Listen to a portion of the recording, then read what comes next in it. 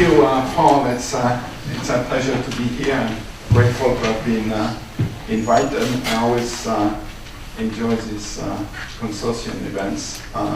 And so, I mean, it's kind of great because, I mean, a number of people I know in our profession I first met at these events, and I've kept in touch for the whole time. And one of the closest colleagues, Rene, was in my group at the consortium.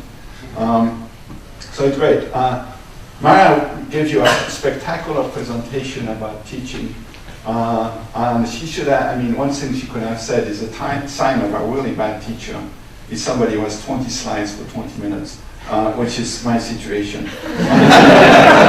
So I made a kind of a side deal with Christine, and I am going to take a little bit of her time, and I'm grateful for that. I think, I mean, there are a lot of things to say with the publication process. Both in classes and in papers, you really should resist saying everything that you know, but obviously I didn't. So I will start with kind of a case study of gene pharma, and then kind of go and look at the various stages of the publication process, and kind of tell you what you should look out for and what you should not do from my perspective.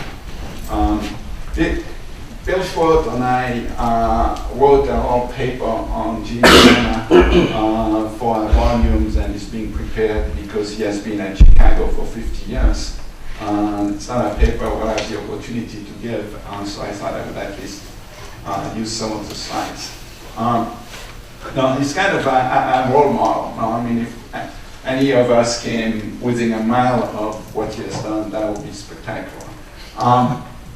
But one thing that's kind of neat is this graph, which shows the number of papers since he started. So the 60s is half a decade for him. The current one, obviously, only half has gone on. But he has been remarkably constant in the productivity across years. And then when you look at the citations across decades, now he has done one every 10-year period, but actually the period that was the most cited was in the 1990s, when he was in his 50s. So one thing to remember is that careers go for a long time. It is a marathon. More than a sprint, but you still have to get tenure in between. And then the last thing that I wanted to show is, I mean, now that you see the top three finance journals, JF, JFE, and RFS. He clearly hasn't been very active in RFS, but he has been active across a wide range of journals, which is something you want to see over time. Now that you can publish well across journals.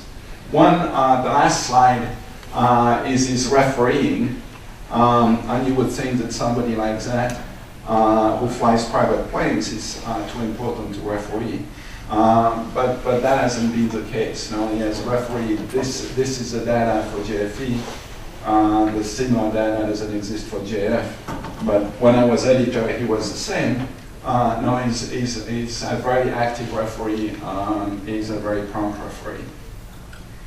Last thing that is kind of a measure of influence is Google Sites. Now, it's important to get your papers published, but you also want them to have an impact. A measure of impact is the Google Sites. He has 140,000 of them. Now, it's very hard to understand how extraordinary that is. Now, the top 5 of the AFA fellows are those people there. Now, Schleifer is at the top. There are less than 20 people in finance that have more than 30,000 Google sites, so that tells you something. So, how did he do that? It's important to talk about managing the publication process. but it's no substitute for doing well what Dave was talking about. You need a good paper, and you need a well-written paper. So that has to be your focus. The second thing that David talked about writing, I would think that amongst the people who write well, Gene is way up there. One thing that he does extremely well was one of the things that David was talking about, which is no adjectives and no footnotes. He does both of those extremely well. But it doesn't come naturally. He works at it. So before he circulates a paper, he has 6 or 7 drafts of it before it ever sees the light of day. Now there is a danger of just rushing to SSRN. Good to remember that SSRN is not Twitter. He manages interactions with editors well. Editors are human. Pissing them off is not a good strategy. He's very respectful of the process. Refereeing well and actively is important as part of this. So, now the sweet spot is one where you think less about managing the publication process and having the right papers. And hopefully the system works well enough that when you have a good paper, it finds a home in a top journal. So that should be your first, your focus. To be in that sweet spot, you have to think of kind of papers on important topics that people will find interesting. But that's still a lot of things that you can do to kind of help yourself. Vish and David talked about marketing. You have to think of yourself as the owner of a brand, okay? And you have to build that brand, and you have to keep its value. That's critical. And it's not just, people can have a reputation for being smart, they can have a reputation for doing quality work and so on. That's not going to be enough, okay? Because you need people to know about it and to know about what you're doing widely. So you really have to market yourself, you have to market your work. And this is all a lot tougher for you guys than it was 20 years ago. When I looked at the number of papers on SSIN, and it's kind of scary.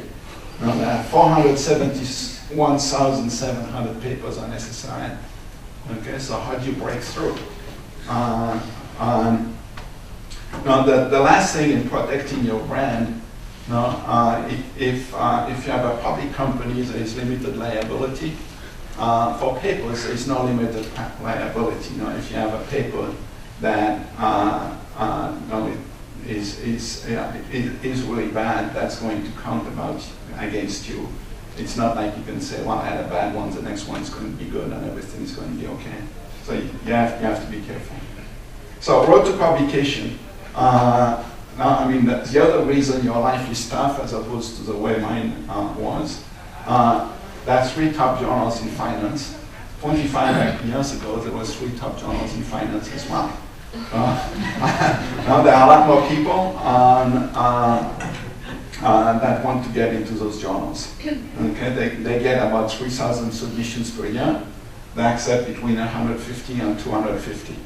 Okay, so the big lesson, if you want to publish in one of them, a paper in one of them, you really can't waste chances. You can't say, well, let's rush and submit, and if we don't get it, then we'll try the next one.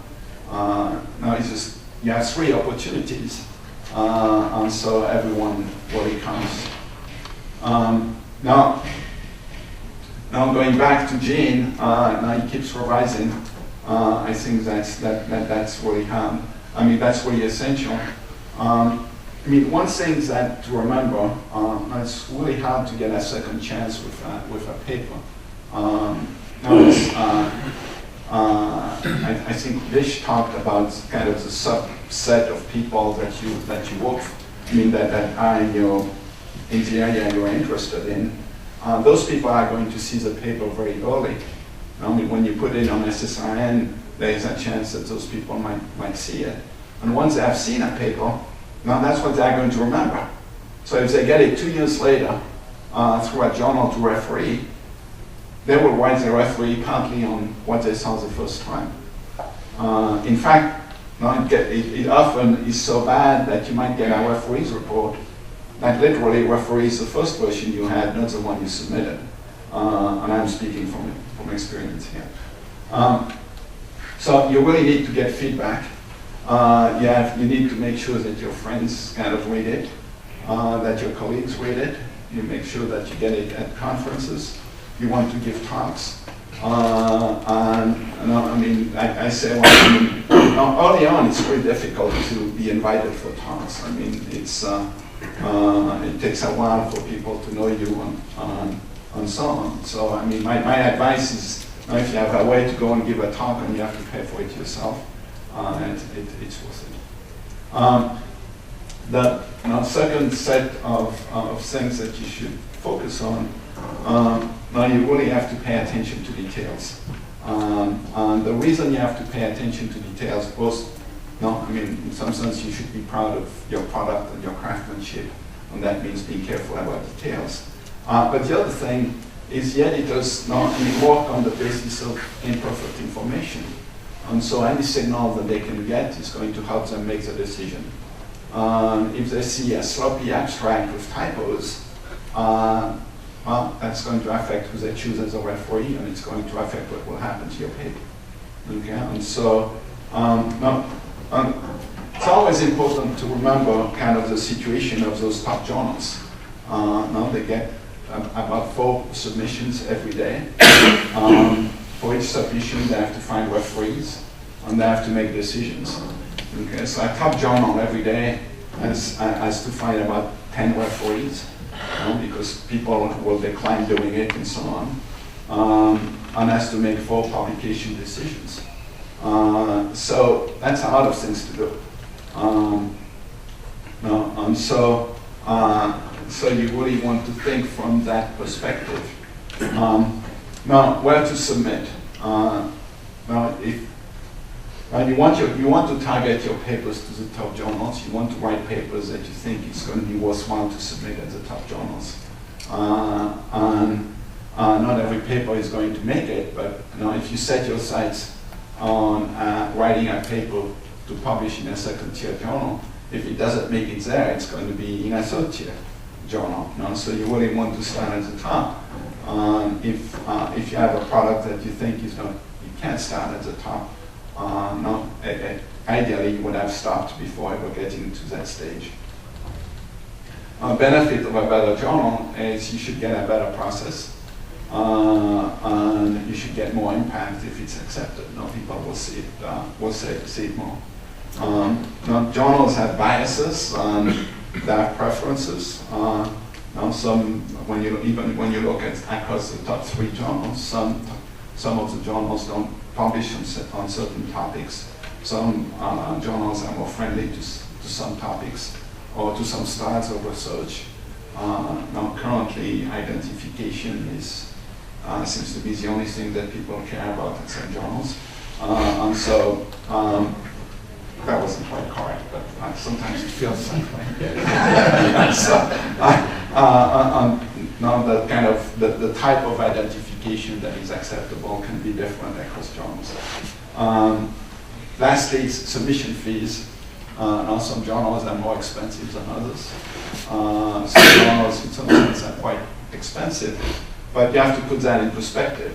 Now if you have young assistant professor and you get a paper in one of those top journals, at some point somebody tried to estimate the present value of that publication. I don't know if it's right, but they thought it was, and that was like 15 years ago, I thought it was like $30,000. Okay, so the submission fee is really small compared to that.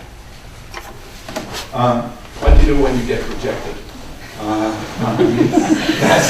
That's the expected outcome. Okay, so if you say, I'm surprised that I got rejected, you have to form your expectations better. Now, a lot of people get mad when they get rejected. Okay, it's okay to get mad, but really do it. I mean, don't do it at home unless you have a basement. If you really want to do it in the privacy of your office, you can mourn for 3 days on whatever it takes. But eventually you settle down. The key lesson is never ever communicate with an editor when you are in the mode of being mad. Okay, that is a critical mistake. Nothing good can come from that. Eventually you settle down. You figure out why you got rejected.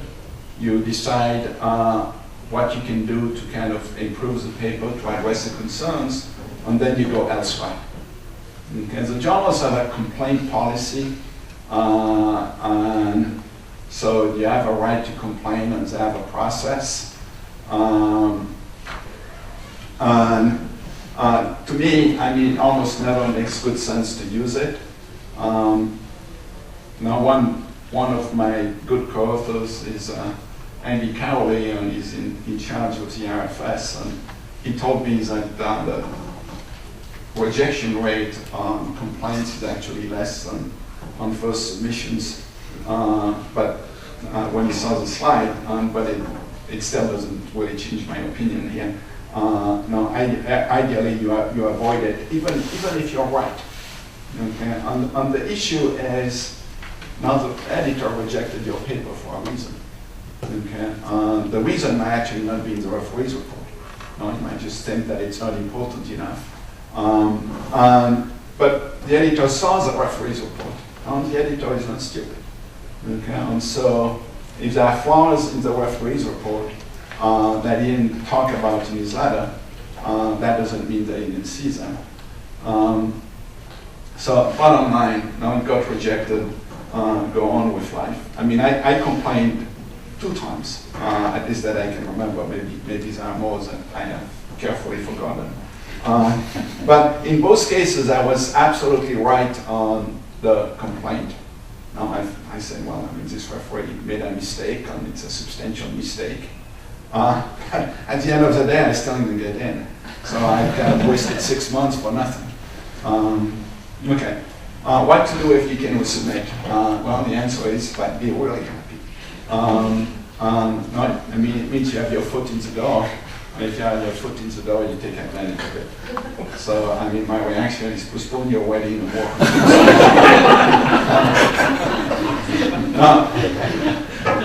Now, when you get older, you can kind of get away with not doing everything. When you are young, you can't. Okay, so you really do what they say and do it quickly. You want to do it quickly because now you want them to still have the good feelings about the journal when you resubmit and still remember it. But at the same time, you don't want to get back half-baked because then you irritate everybody. And now what happens when people get irritated? They tell you to go away. So what to do if the paper gets accepted and published? Well, you still can't relax. Now, in the sense that now you can see people working on a paper for years. It's a great paper, and then they get it published, and the published version is full of typos. Well, that's going to be very destructive to your reputation, to the success of the paper. It's going to create all sorts of problems. Okay, so you can't let that happen. So, despite of the fact that you are completely sick of the paper, take several days to proofread, have other people help you. And then you want to keep publicizing the paper after publication. I mean, remember, you have to build your brand, and it's part of your brand, and so you want people to know about it. And you can't assume that they know about it because it's published. You have to keep doing it. So I'm almost at the end. Now, I mean, one thing that I think is helpful throughout your life in dealing with the submission process and the publishing process is put yourself in the shoes of the editor. First thing is to have a huge job. It involves a lot of work. And they have to allocate their time judiciously. I mean, it's not all about you. It's about the thousands of other submissions. Okay. So think about it. I mean, the editor has 1,000 papers coming in, or the journal. If people spend 2 hours on each, that would be 2,000 hours.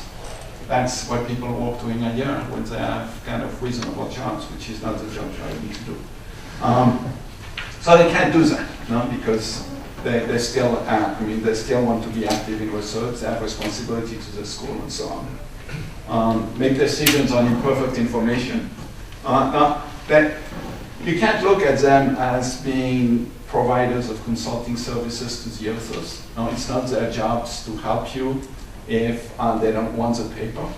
They really don't owe you a good report. No, their responsibilities to the journal. They need, from their part, the information that allows them to make a decision that they're comfortable with. Okay, and so you don't have rights. No, I mean, it's not good to think of yourself as having rights in this process. No, in general, the editors are fair. They are thoughtful. They try to do the best job they can, but under severe constraints. So I mean, the last thing is the editors will use any information they have about you. I mean, even if you think that ultimately it should just be about the paper, if you have abused their trust earlier, they're going to remember that. People who abuse the trust of editors are people whose papers might have hidden flaws. So you really have to, again, manage your brand. Now, refereeing is important. It's important for many reasons. First, that's how the whole system works. So you want to be part of that system. If you expect referees to work on your papers, you have to do your share. We saw that pharma referees. So if it's not, if it's not too important for that, then nobody is. But it also helps you in many ways. It helps you understand what makes a good paper. It keeps you in touch with editors and helps you understand the thinking. It builds capital. So it's good on all fronts. Lastly, things never to do. We could have a long list. But with the starting points, you should always treat editors respectfully. Yelling at them, using four-letter words or stuff like that. I had people do that to me. Believe me, I don't forget it. So there's really zero upside in not treating them respectfully. Now you also want to remember that editors talk to each other. Okay, so it's not like you can do something at JF that offends the editors and saying that nobody will know at RFS. It just doesn't work that way.